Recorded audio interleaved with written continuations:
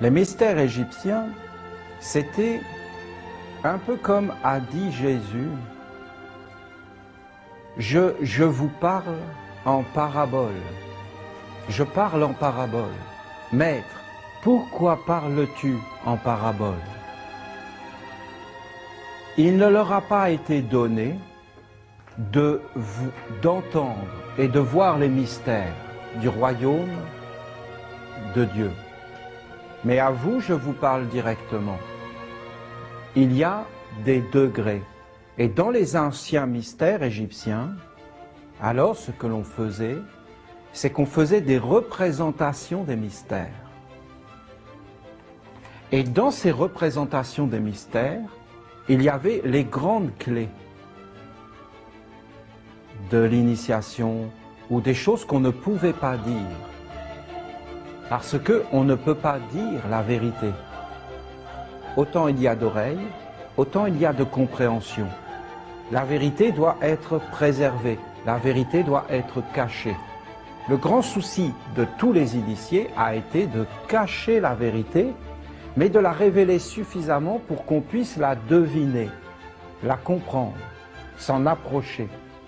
On ne te dira jamais la vérité parce qu'il faut que tu sois un calice pour la recevoir. Il y a un proverbe, il n'y a pas de pire sourd que celui qui ne veut pas entendre. Il y a un proverbe comme cela, hein? C'est ça, je pense. Il n'y a pas de pire sourd que celui qui ne veut pas entendre. Alors, on cachait. Et en montrant, on cachait. Il y a 3 initiations féminines.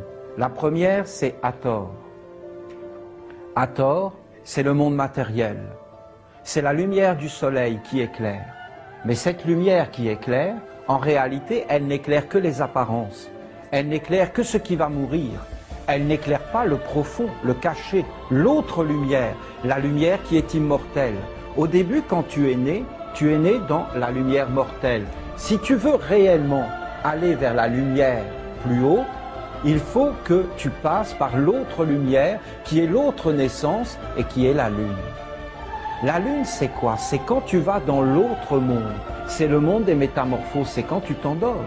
Et là, tu n'as plus ton corps quand tu t'endors. Et tu commences à t'envoler. Tu es un oiseau, tu es un papillon, tu es tout ce que tu veux. Tu es dans toutes les métamorphoses parce que tu es entré dans l'autre monde.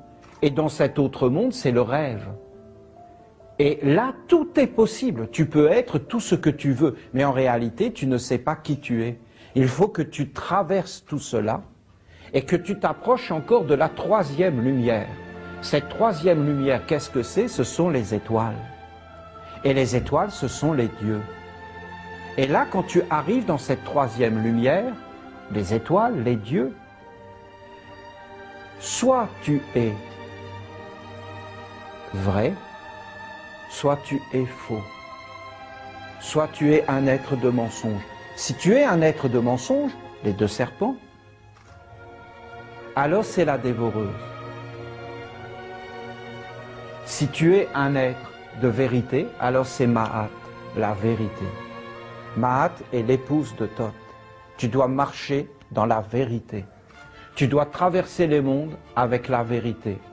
Si tu t'approches alors et que dans le miroir ailé de Raphaël, avec les 2 serpents et le chemin au centre, le caducée d'Hermès Thoth, tu te regardes dans le miroir et que dans le miroir tu vois Mahat, alors tu pourras entrer dans la lumière véritable, la divinité du savoir, la gnose, l'intelligence des mondes, le savoir, la sagesse, Thoth. Et tu auras la vraie lumière, celle qui éclaire de l'intérieur. Aucun homme ne peut entrer dans le monde de Thoth et de Raphaël s'il n'a pas le manteau de la vérité, s'il n'a pas rencontré Mahat, la divinité de la vérité. C'est la femme qui conduit l'initié vers la naissance, de rencontrer la grande sagesse. Alors l'homme redescend l'initié, il est un hiérogrammate. Il a vu Thoth, la grande lumière, l'immortalité, la lumière qui ne meurt pas, et il peut la porter à l'intérieur de lui. il équilibre les mondes et il peut écrire les paroles divines sur la terre. Il devient un puissant magicien, un être qui est capable d'écrire, c'est-à-dire un être qui peut changer les mondes, qui peut écrire les destinées, qui peut lier et délier par les talismans, par les forces qu'il met en action. Tous les mondes vont lui obéir parce qu'en réalité, il porte à l'intérieur de lui la lumière du savoir, le savoir véritable, le savoir qui éclaire, le savoir qui accomplit la volonté des dieux, non pas la volonté des hommes. Il est passé par toutes les transformations, il n'est plus un homme. Alors ce que je vous dis là, c'était les grands mystères en Égypte, quand on s'approchait de cet ordre qui était très haut des hiérogrammates.